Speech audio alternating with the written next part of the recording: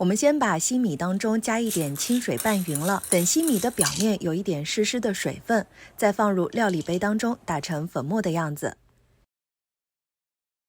将西米粉倒入大碗当中，加清水搅拌均匀，随后就用手揉成团状。把紫薯去皮，切成片状。再把切好的紫薯片放入到小碗中，淋上一点清水，放入微波炉里面叮上5分钟。等紫薯变熟之后就取出来，用勺子或者叉子把它压成紫薯泥备用。